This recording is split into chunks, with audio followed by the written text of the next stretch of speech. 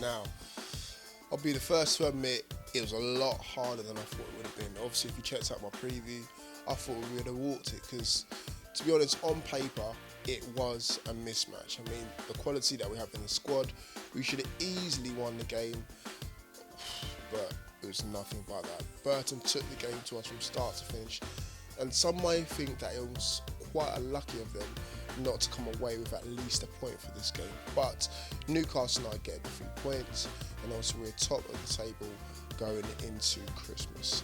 What better present can you get than that? Now, I made my 3.5 hour journey down from Newcastle down to Burton, and I didn't know what to expect.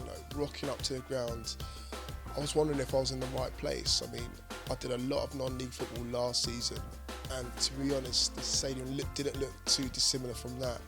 I mean, great facilities in the media room and all the rest of it, but when you actually get inside of the stadium, you see the terraces and stuff, and it just gives you that kind of feel that, they haven't been in this situation for too long, and you can tell it's not got like that championship feel, that big ex-Premier League club feel to it. It's still got the elements of being down in those lower divisions there, and you know what, fair play to them as well, because they made it an absolutely electric atmosphere, and something that I'll definitely hold dearly to me in all my experiences, especially in this championship season as well. Now, starting with the teams, if you checked out Newcastle United's team, you can only see there was 2 changes made. Yedlin came in for Nita, and of course Atsu got a start ahead of Gouffran. Now, can't really argue with those changes. Me personally, I thought there would have been more changes made, but maybe Rafa's trying to get a bit more consistency into the team, and obviously it worked. And something that I would like to see as well is that back four remain solid, at least the 2 centre halves as well, because again, that pairing there is essential for the rest of the season alongside Darlow in goal. In terms of Burton, they had a very forward-thinking lineup. Had Dyer on one side, Brayford getting forward on the other side, and O'Grady, what a beast he was as well, out-muscling the cells a lot of the time, causing havoc for the defence, and obviously they had Ward coming off the bench, currently on loan from Nottingham Forest. He got into the game quite late and caused problems for Darlow at the end of the game as well.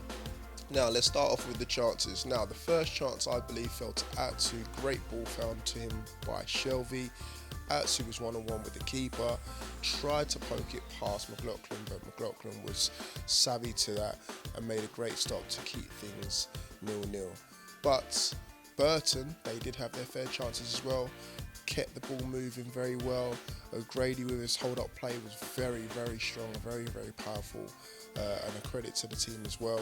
They used the flanks very well through Dyer and obviously Brayford on the other side as well, and kept things moving as well.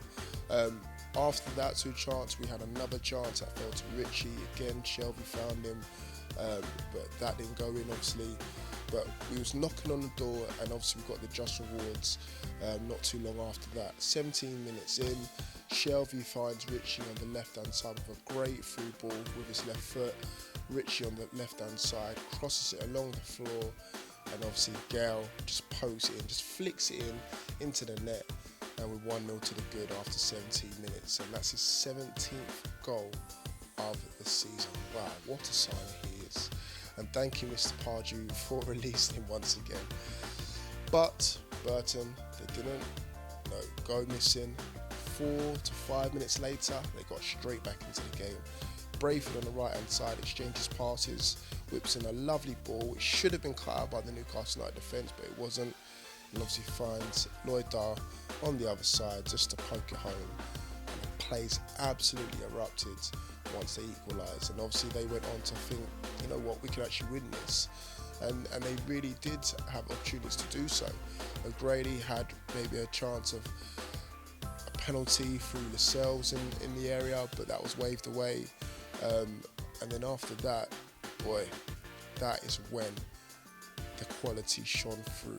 That man Diame, what a week he's had. He scored the goal against Wigan on Wednesday against his old side, and then obviously popped up with a fantastic goal. And who would have thought it would have been the winner, but a fantastic goal. Ball was played into him, round the edge of the area. pretty much just holds off his man, I think it was Damien McCrory, and just slots it home into the back of the net. Beautiful goal. And that was it, 2-1 going into half-time after that. Now on to the second half, and obviously the second half started a lot like the first half. 100 miles an hour, end-to-end stuff, reminding a bit like a basketball game, if you like. A bit like the basketball game that I attended on Friday, watching the Eagles. Probably the best chance of the half. One fell to Richie that was blocked, and then shortly after that, Lucas Akins for Burton Albion had a shot that went over the bar, probably the best chance of the second half of Burton, I would have to say. Barring that, Newcastle United then went on to nearly score through Gale. I think that went quite narrowly over the bar after a great through ball by Diame, but obviously Burton decided to, go all for it. Centre on the substitutes, Jamie Ward in particular, currently on loan, and pulled a fantastic save out of Darlow from the near post. Burton might feel hard done by. No, they had a penalty claim around about the 90th minute. One of their players was pulled down in the area, but we literally hanged on to secure the 3 points, and it was great to watch if you're a neutral fan.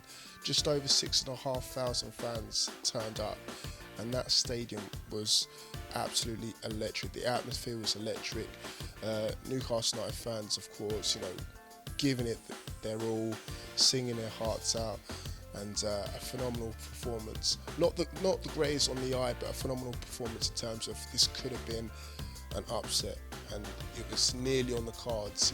2-1 is definitely no 4-0 like I predicted as well. So 2-1 victory to Newcastle United, 3 points gained, and obviously 49 points overall, sitting at the top of the tree, top of the table, should I say, going into the Christmas period. But yeah, there you have it. Unfortunately, I didn't get a chance or an opportunity to do any fan cams. I was actually there in a professional capacity, hence the reason why there were so many tweets and stuff. But a good experience overall. Good to hear from both managers after the game as well. Nigel Clough, joking away about playing Aston Villa coming up soon, and the fact that it's pretty much a 2-horse race between Newcastle United and Brighton. But massive respect for Clough, and obviously his bloodline just speaks for itself. Rafa, on the other hand, is happy to come away with 3 points and obviously being top of the table going into Christmas.